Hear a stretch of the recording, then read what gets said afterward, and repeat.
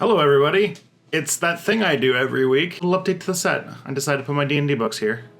Fun. I'm a fun person. So I was bouncing through a few ideas and decided to put it up to you guys on Twitter and got a pretty quick response saying, a lot of mixed opinions, but basically that you wanted a follow-up to the video I made in January about Trump using emergency powers in order to build his wall. So to get started, if you haven't seen it, I do highly recommend watching the video I made back in January on Trump's wall and the use of emergency powers to build it, specifically about the sort of troubling issues that has for the stability of American democracy. This would be an executive overreach in a long line of executive overreaches that would push into legal gray areas in which Trump could use to more or less seriously mess with American democracy. But you know, today is going to be less legalistic. It's going to be less of a smart man thing and talk a little bit more about legacy and reasons why no wall is going to work. So Trump did announce that he is using emergency powers in order to build the wall. It's going to cost $8 billion. And already 16 state governments are suing the federal government over this. Trump has basically said, bring it on, and that since he has packed the Supreme Court with vampires, that he's basically going to be able to do whatever the hell he wants. It's funny how often Donald Trump seems to think that democracy is more of an obstacle than it is a thing to admire, but, you know. And this does erode democracy. This is another thing where polling has shown that people do not want this wall. It's about a 60-40 split that using emergency powers to build the wall is not a thing people want.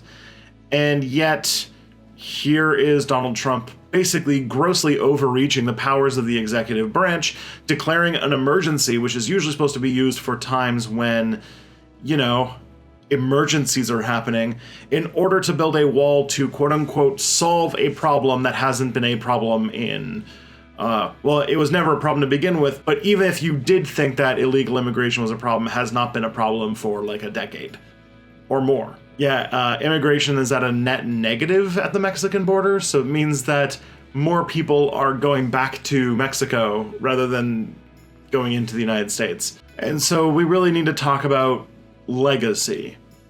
Does anybody not think that in 60 years, something like a wall to literally keep people trying to get a political asylum in your country out is not going to be seen like another wall in recent history? And when you see the news footage of people taking sledgehammers to Trump's vanity wall, are we not going to get images like when the Berlin Wall fell? The Berlin Wall and Trump's wall have very similar uses and are just as deplorable as each other. And kind of on that note, we probably really shouldn't discount the racist root of said wall. As I mentioned, the issue of illegal immigration in America is a manufactured one.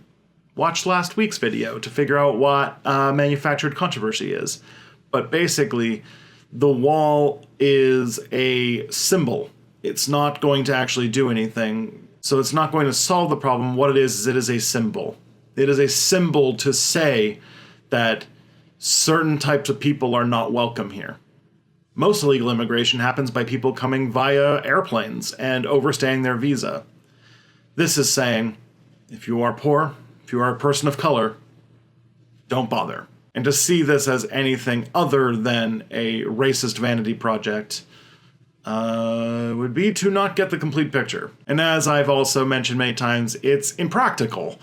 It's not going to stop illegal immigration, but also even people who are illegally immigrating into the United States, something that is done very dangerously. You know, you have to be extremely desperate to do such a crossing, and usually you end up being preyed upon by coyotes, which are people who basically facilitate this travel and regularly abuse, murder, and rape people who try to make said voyage.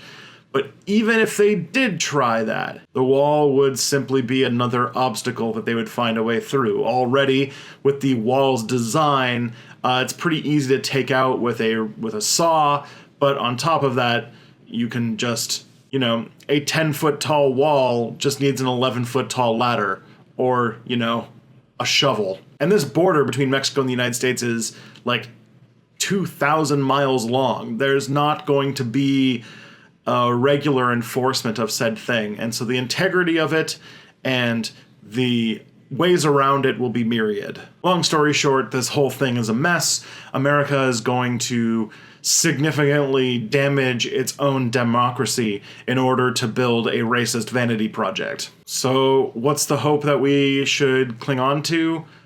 We should probably just hope that either the Supreme Court does not go the way that Trump wants it to, although I'm fairly skeptical of that, or that somehow with the courts, this appropriation of funds for the wall can be delayed long enough that the 2020 election happens and a grown-up becomes president. I know it's not exactly the most optimistic of answers, but that's where we're at. You guys, I know this was a bit of a shorter one this week because I am working on like at least 4 projects right now. So be patient and you will see some of them soon. All right. Bye, friends.